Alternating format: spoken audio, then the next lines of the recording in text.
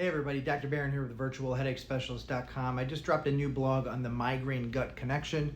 This falls within this concept of the gut-brain axis where these organ systems influence each other.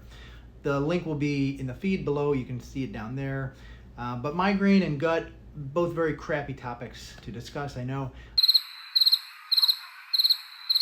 But the type of gut bacteria, the microbiome we call it, can influence migraines, our mood, gastrointestinal diseases, our immune system, inflammation in the body, the permeability of the gut lining.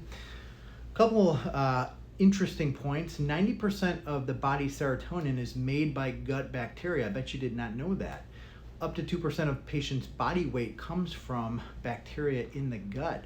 So it's not a minor detail in our health. And an imbalance in the gut microbiome can affect production of various neurotransmitters. Besides serotonin, acetylcholine, dopamine, GABA, even CGRP can be influenced by these bacteria.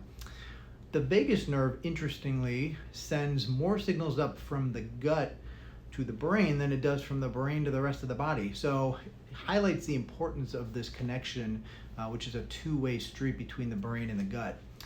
Poor gut health, bad bacteria in the gut, we call this dysbiosis, and it can worsen other health conditions, including migraine. So when you have an increase in gut permeability from inflammation in the gut, bad bacteria in the gut can also influence that. You can end up with this leaky gut syndrome where it's felt that some inflammatory compounds can slip through the lining of the wall of the gut and get into our system and influence health conditions, arthritis, pains, other inflammatory conditions, migraines can be triggered. There's been studies that show that chronic headaches and migraines have been reported in about 56% of patients with gluten sensitivity, 30% of patients with celiac disease, about 23% of patients with IBS or irritable bowel syndrome, and it's been associated with other inflammatory bowel conditions as well. These are things like Crohn's disease and ulcerative colitis. There's been some really fascinating mice studies. When the normal gut flora is taken from a mouse, they develop this higher baseline pain sensitivity, which was felt to be related to CGRP dysfunction. There's been other mice studies that when they took the normal gut of the mouse out, they sterilized it, they transplanted the microbiome from migraine patients, these mice actually developed pain migraine type behaviors, interestingly. There's been other similar studies where they took the lining, the gut out of mice and replaced it with those of obese mice. Subsequently, those mice developed obesity.